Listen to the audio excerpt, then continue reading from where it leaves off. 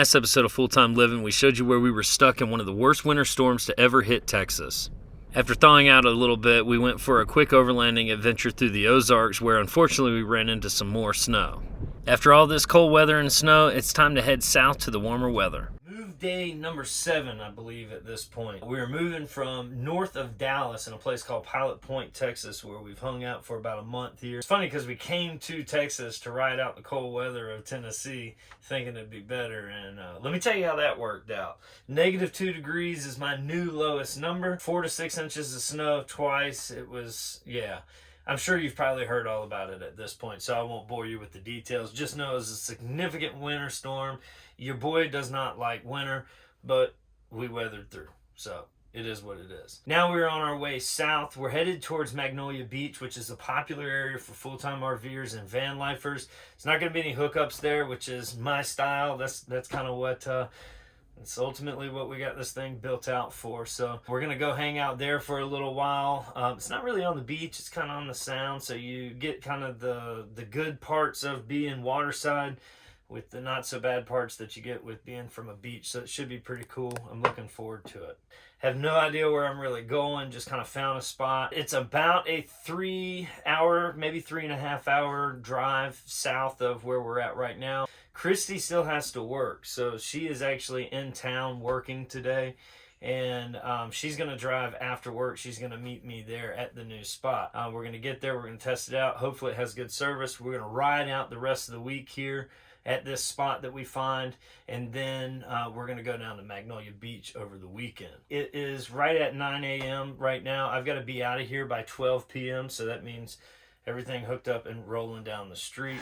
This one Pumbaa knows that shit's getting real, man. Moving the slide in. Make sure that everything's clear of the slide.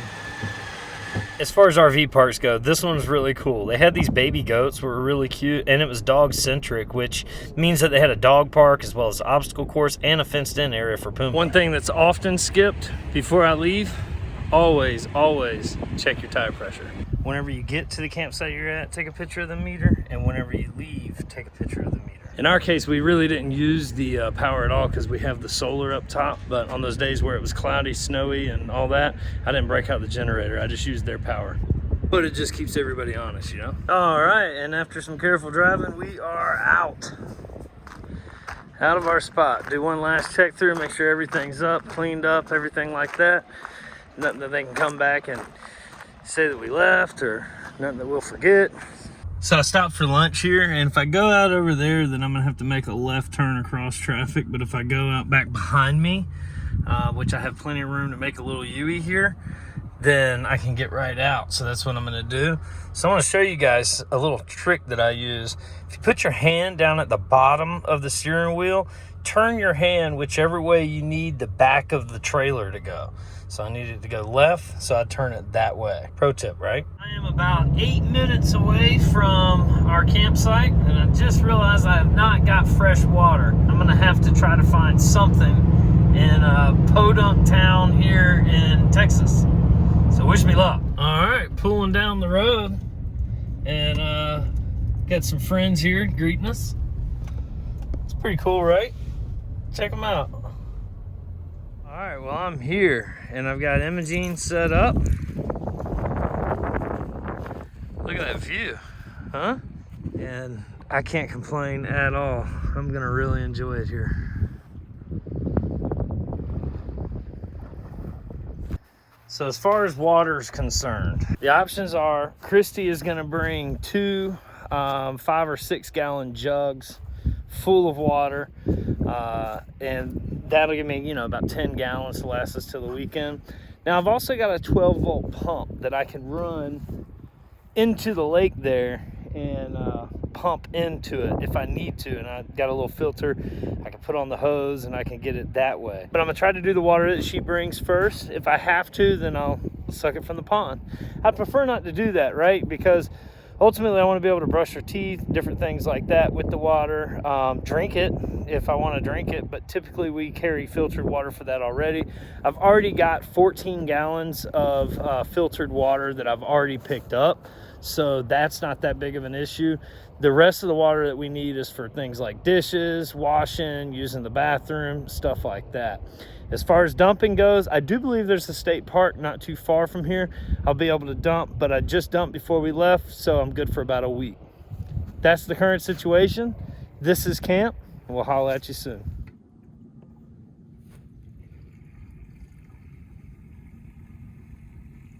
All right, now, boom. Voila, now we got water. So as you can see, 12 gallons actually did a good bit for us. So we've got some cool neighbors. That's Mr. Crane. Mr. Crane hangs out here all day. He was here yesterday. We've got a bunch of different types of ducks. What else? So I think cows.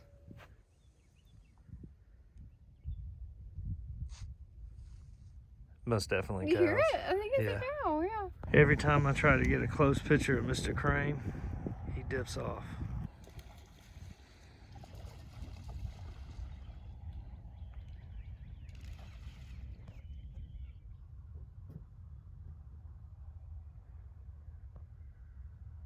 These neighbors are a little harder to catch on film.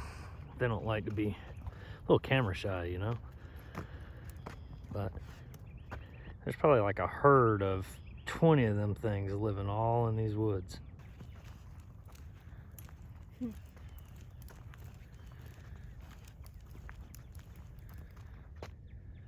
How about this view for our last night here at this spot? Man, it just always seems to happen this way. We just get a beautiful last day. I don't know. The very first day that we came here was beautiful too, but that moon though. Well, I guess today's a good day to leave. Man, how eerie looking is that? Check out that tree with the fog in the background. It's crazy, huh? Pretty stark difference compared to the first day we pulled up. Yo, check out all these flowers that just like popped up. The sun is starting to come up right now, and these flowers literally just popped up out of nowhere. That is so crazy. Bees and everything. This was definitely one of my favorites, if not my favorite campsite that we stayed at in Texas. Being lakeside here was really nice. Puma thoroughly enjoyed being able to run around the park. We enjoyed being able to go on little hikes around the park, and best of all, it was free. But all good things must come to an end. While I have the drone out here, I figured the perfect way to exercise Pumbaa and get him all nice and tired for this 5-hour drive that we have ahead of us. Check out how fast he runs after this thing. At the very end, he jumps up, so I have to move up quick. Sliding in. Move day, mother. That's going to be the new intro. You can most certainly bet that whenever you see trash outside the steps and Christy's sweeping off, it is most certainly move day. It is move number... Babe, what move number is this? I think it's number 8. Now we're on our way down to the Gulf Coast of Texas, a place called Magnolia Beach. It's a pretty popular place, so we're gonna show up there. It's Saturday, so hopefully we can find a cool spot. It's supposed to be like in the 70s or something like that. Pretty excited about it. So all the normal stuff here, nothing new. We've almost got this thing down to a science, and when we do, we'll make a video about exactly what all the steps are that we do, kind of a mental checklist, if you will. But yeah, that's the current situation. So we're gonna go ahead and get packed up. We got about a 5-hour drive ahead of us, but first we have to travel 20 minutes up the road for a dump station, so we can dump everything. That's still the #1 issue. We're completely off grid, but water and dumping is still those two things are #1 issues. But stay tuned.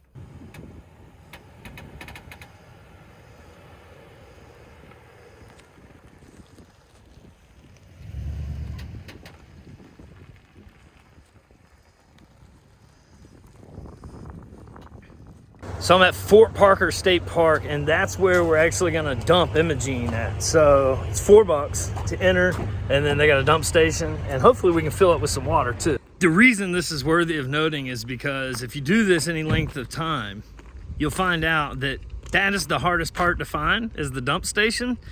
And whenever you do find them, normally they're 10 or 20 bucks. So score. Fort Parker State Park in Texas. Don't mind the neighbors. They're kind of dead. All right, Christy and I are having a full-on discussion here about this non-potable water. Now, the way that I look at it is I don't really think there could be anything to go wrong.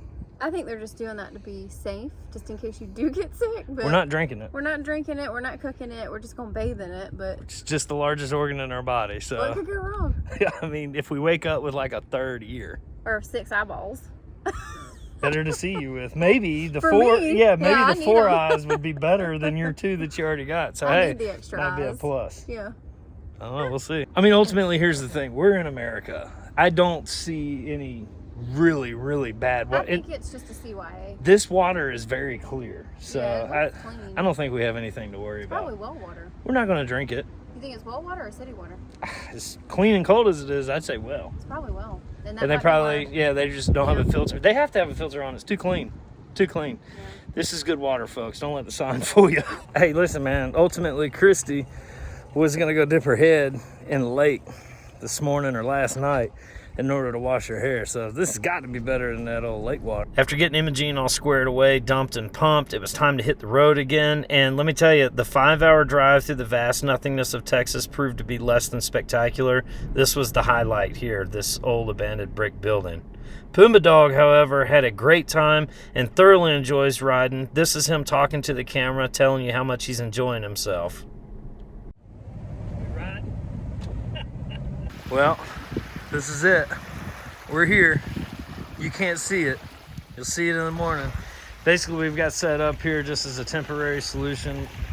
Simply just put down the legs to stabilize it, left it hooked up there, and then in the morning we'll figure out a better spot. But yeah, man, how about that? Agua. The next day we woke up waterfront to a cloudy yet windy day at the beach. And little did we know how significant the wind would play in our stay at Magnolia Beach. Pro tip, if you want a percolator, do not buy the one from Ozark Trail or Walmart. This thing's been replaced twice, doing the same exact thing. As you can see, absolute trash. I'll leave the link down in the description to the one that I've got in the back of the 4Runner that I've had for 6 years. We spent most of this Sunday just kind of getting ourselves familiar with the area, setting the camper up, making sure that the internet worked, all the normal stuff that we do for a longer stay. Little do we know it's fixing to get much windier. I tell y'all what, with the wind speed the way that it is, looking out this window, I would think that we're on a boat right now. Holy cow. Can't even keep the door open. Yo, when I tell you this wind is something serious, I'm literally pushing as hard as I can on the door. Holy cow, man. This is crazy. Issue with big winds. And now we have rain, and now we have water intrusion. Fun. The wind is so bad that it's blowing inside of the window. Between just the wind itself and the fact that this thing's not really sealed up that great, this is what we have. I don't even know what that is. It's like, see, it's like the wind is popping like popcorn. How do you even fix that? On the inside? Yeah, like you can't fix that. What do you do to fix that? Holy cow. It looks just like the percolator does in the morning. It's just the wind just blowing water into the channel here. I don't think you can prevent that. There's nothing we can do for that. So those vent holes are actually there to leak the water out, or to drain the water out of the sills should water get down in there through condensation and different things like that. Well, whenever you're facing broadside 20 some odd mile an hour winds that's also shaking the entire trailer, this is what happens. And there's nothing you can do. Status update. We're still dabbing over here, and not in the good way. We're straight up having to keep this shit dry.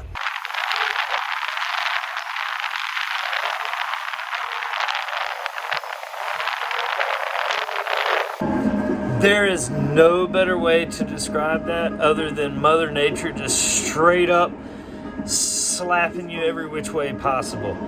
Unreal how that feels out there right now. 14. Holy cow.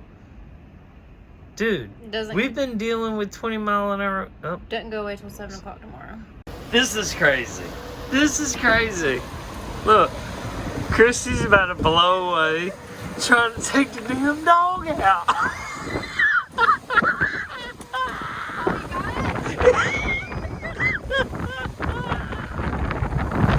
Oh, man. Unbelievable. Texas has not been kind to me.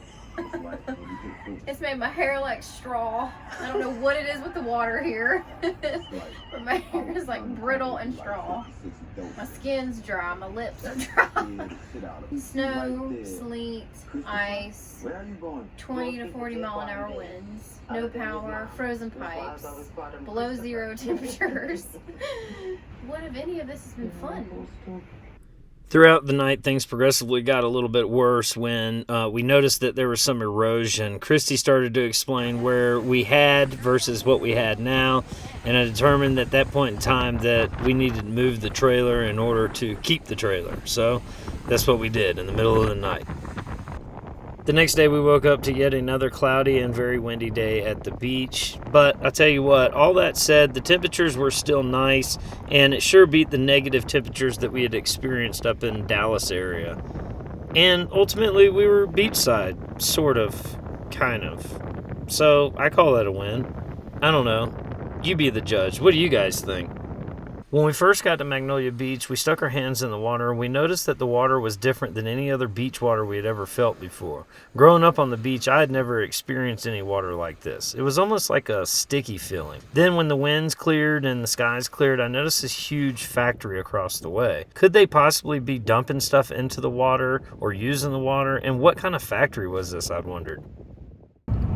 Formosa Plastic Factory.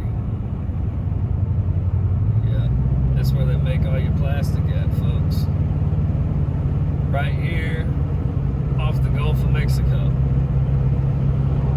That's where it's all made. Well, for at least this plant. And a whole bunch of other ones like it. They're all out here. Eventually the weather cleared up, and that's when Magnolia Beach really showed her true colors. What a beautiful area this is. This is almost the exact image I had in my head when I had imagined us camping along the beach. It was almost like this was our reward for dealing with such shitty weather throughout our entire stay this far in Texas. All the snow, ice, sleet, rain, wind, everything seemed to fade away once we got to see the true beauty of South Texas.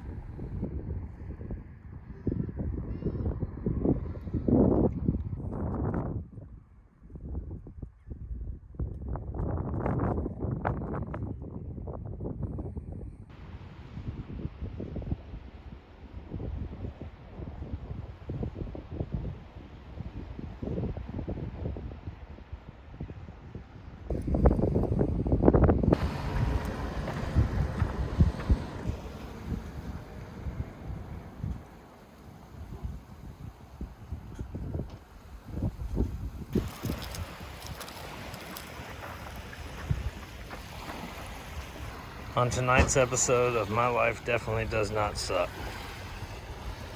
Huh? Got a little something on the grill. Put my dog's anxiously awaiting for some crumbs. Got a nice view of the sunset and the plastics factory. But listen to that ocean.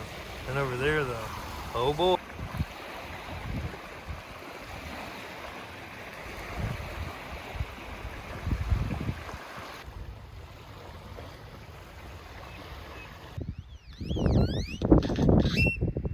All right, exciting day, right? So today I get to go find a place to dump and pump is what we call it.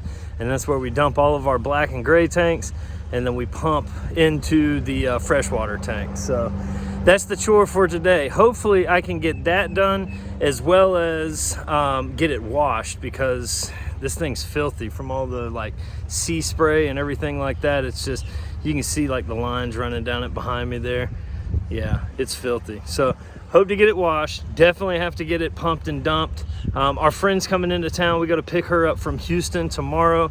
She's gonna spend a couple days with us here. We're gonna go see the Alamo, different things like that. But yeah, that's the chores for today. It sucks because today is the pretty day, but it's good because today is the pretty day. I wouldn't have wanted to do this in 20-mile-an-hour sustained winds with rain. So I'm digging the weather. It's supposed to be clear for the rest of the 10-day forecast. I'm super amped about that. See how dirty? Yeah, man, it needs washed.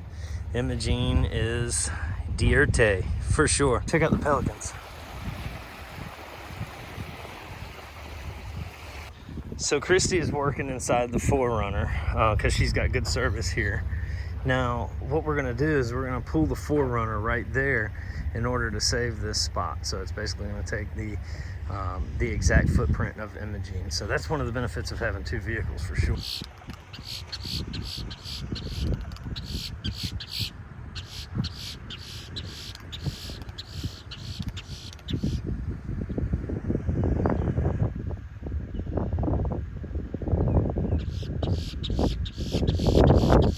All right, we have Lady Christy in position. We got Imogene in position. Austin hooked up. Let's go dump and pump. All right, so strike one, unfortunately. I'm at the Lighthouse Beach Park in Port Lavaca, I think it's called. And I saw on the internet, and I actually scouted it out. They have a dump station here. The problem is that they have it locked, which is crazy. It doesn't make any sense to me why anybody around. It's really hard to find a place to dump and pump around here. You would think it'd be easier. There's a lot of RV parks, none of them of which want to let you use their facilities, even if they charge. Like this was supposed to be $10, and I was just going to pay it, but unfortunately, that's not the case.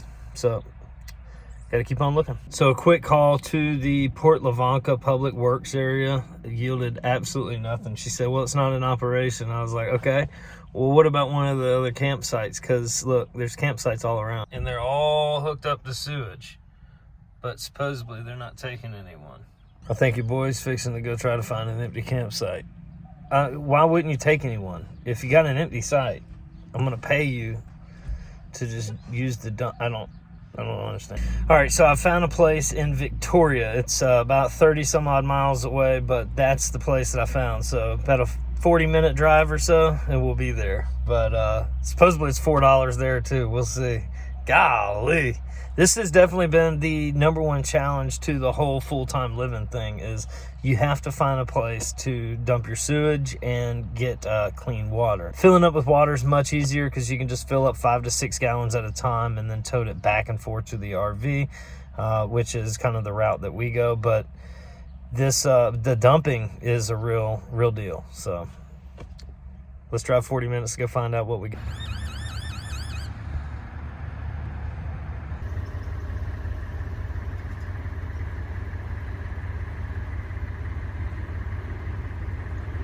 All right, what is the deal with the dump stations? Why are they all closed?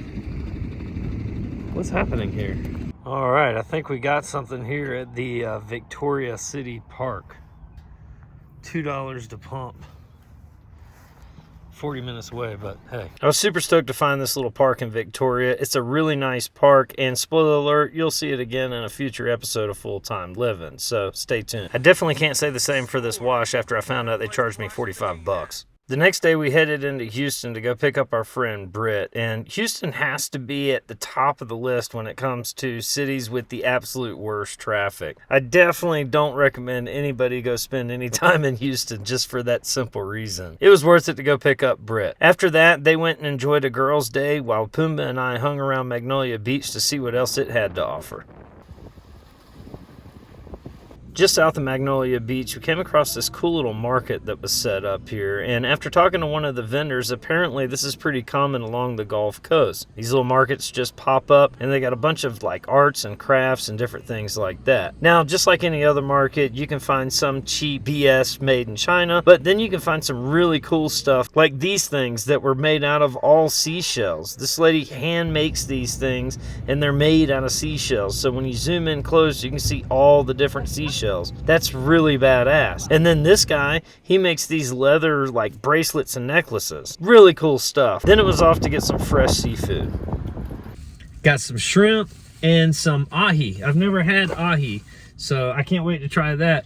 The lady inside Miller's here actually said that she prefers to eat ahi raw, whereas I guess her husband or the guy that was working here said that he prefers to eat it cooked. I'm gonna cook it. I'm not too into eating raw fish, but also got some shrimp. For those that don't know, Christy is actually allergic to shrimp. Well, Christy is not with me. She's out having girls' day with Britt. They're exploring around the caverns, and it's just Pumbaa and I, so I'm gonna go home and grill up some shrimp for lunch. All right, this is the lineup. I'm gonna try something a little bit different too. I'm gonna put some baking powder on there. Maybe give them a little crispy edge. We'll try it. Oh yeah. Let's see how they're doing with a little bit of that bacon powder. Kind of got a little bit of a crispy to them. Oh, that guy's looking good. I'd say they turned out good. The bacon powder didn't add much to them. Just that little crust that you see, but they turned out right. And lunch is served. All right, well, that's going to do it for this episode of Full-Time Living. I hope that you guys enjoyed it. If you did, make sure that you hit that like button. If you want to see more of it, hit that subscribe button. Till next time, you guys keep hanging in there like a hair on a biscuit. And remember, you can be happy if you've a mind to. Peace, y'all.